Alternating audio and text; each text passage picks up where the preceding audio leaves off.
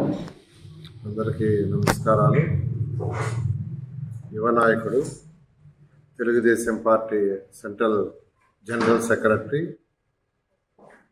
లోకేష్ గారు యువగళం పాదయాత్ర పూర్తి చేసి దాన్ని దిగ్విజయంగా ఈ నెల 20వ తేదీ పూర్తి చేయబోతున్నారు.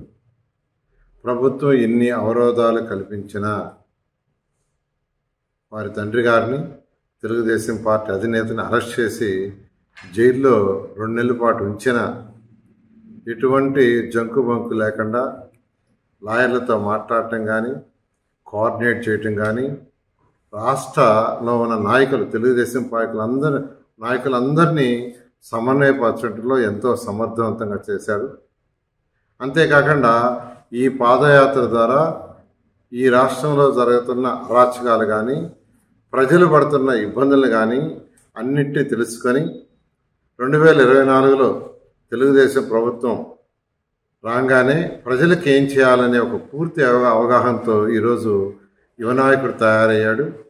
దీనికి ఈ యొక్క యువగళం కార్యక్రమానికి తోడ్పాటు చేసిన ప్రతి ఒక్కరికి నేను పార్టీ తరఫున ప్రత్యేకంగా ధన్యవాదాలు తెలియజేస్తూ, యువనాయకుడు ఇంకా ఎన్నో ఇటువంటి కార్యక్రమాలు చేసి ప్రజల యొక్క అభినందనలు పొంది ప్రజలకు దగ్గర కావాలని కోరుకుంటున్నాను.